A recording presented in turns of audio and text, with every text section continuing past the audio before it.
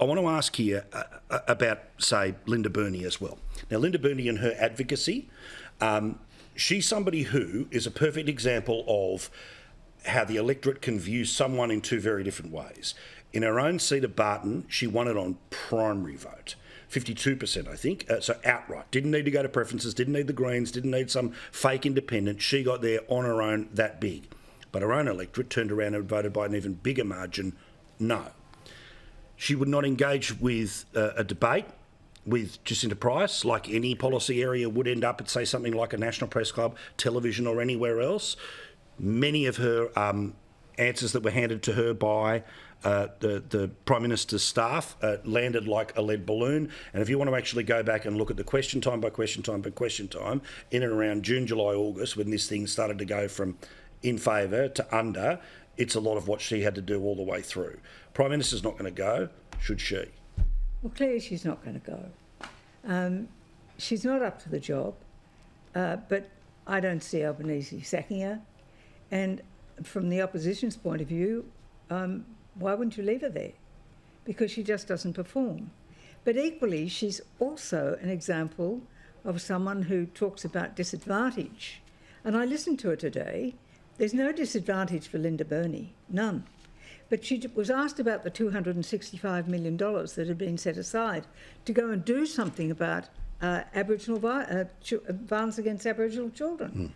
Well, we heard about $1 million going off to this organisation and $18 million off to this organisation. It was the same old story. Lots of money in the funnel, little comes out at the bottom. Correct. Because it's the same old people who are sucking up the money and none of it gets to the people in need. That's why the audit is needed, and that's what the voice of Jacinta was all about. She's the new way of thinking. All the old thinking about let's have all these organisations and we'll eat up all the money and crumbs for you. The Aboriginal Land Councils were created by Gough Whitlam, invented by Gough Whitlam. They get enormous amounts of money from mining, but they pick. This family can have some, this family can have some, none for you. So all of that needs to be looked at so that where that need is and that gap is, and there's other gaps too for non-Indigenous people. We need to be looking at that as well. But looking at that gap that we keep talking about, and if you look at the 15 items that are in it, you'll find some are much more important than others. Yeah, of course. And violence against kids and beating up of women are right up there in bright lights. Well, but until you have an audit, until you know what's happened to all that money, until you know what the need is, and one thing that this referendum has done is it has brought out to the Australian people that it has just been wrongly handled. And that means by all governments up to now. 100%. But we've put a spotlight on it. Now we need change. And when all those people who've got the old socialist ethic about we're up here of the elites and we'll tell you all what to do, let's go and see where the real need is and hear the new voice of hope that comes from Jacinta. So, Linda, obviously you are not a spokesperson for the Indigenous community of Redfern, but I'm going to ask you and you can choose not to answer because they're in a period of silence right now. My sense is that there's going to be a greater jump towards the Aboriginal sovereignty movement, to the Lydia Thorpe version of the world, which is that you can't deal with tomorrow until you've dealt with yesterday.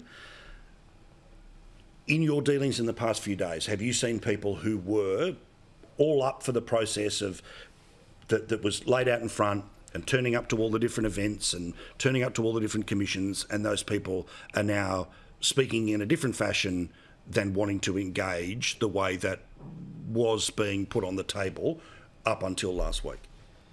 In my experience with my local Indigenous communities, they have never been anything other than incredibly welcoming and humble of us sharing the land that was taken from them.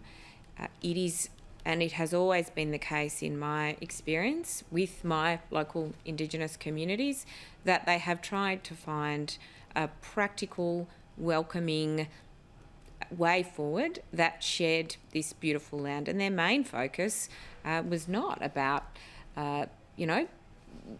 carving up profits for one family or another. Their main focus was about ensuring that country was healthy and cared for. I've spoken often about in the City of Sydney when we consulted our Aboriginal advisory group, they helped us design a better city plan because they spoke about the importance of following where the river course went and designing around floodplains. And as a result, all City of Sydney residents, businesses, visitors, all of us benefit from a stronger, better, more wise city plan because of their wisdom. So all those things that Bronwyn's spoken about tonight, that's not my experience with my Indigenous community. I also think there's only one elected representative in this nation that's walked away from a solid promise as part of this process. The Prime Minister committed to taking this to a referendum, and he did that. And he, of course, like we all do, accepts the result. The one person that has made and broken a promise in this debate is Peter Dutton. That is rubbish. He has made a commitment that he would hold another referendum about the need for recognition in our Constitution. He's now backtracked on that, as has every other Liberal and National Party member in our Parliament over the course of this week. If anyone's resignation should be considered, surely it is the man who's already broken a promise to the Australian What about the people. $275 reduction in electricity prices we were going to get? What about addressing the question of... It's great that you go off on 10,000 other issues. No, Bronwyn, you but were talking about broken Okay, promises. how do we deal with How do you deal with the Peter Dutton question? Because Albo's there every single day pretending that Peter Dutton in an interview is the same as him spending $450 million on a referendum he knew was dead for months. Yes, I think you'll find that the statement of Peter Dutton originally was premised on the basis of there being bipartisan support for having a second referendum, which is clearly not going to occur. If you read again this document, it says we do not want a piece of symbolism in the Constitution, we want power.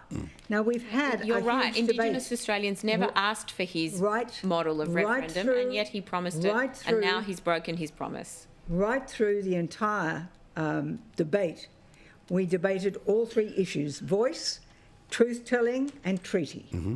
And now Albanese won't even answer whether he's going to stand by it. Well, he's got to wait for the writing orders, doesn't he? Albanese put all his political capital on the roulette wheel, and he's lost the lot. Correct. There is no more political capital.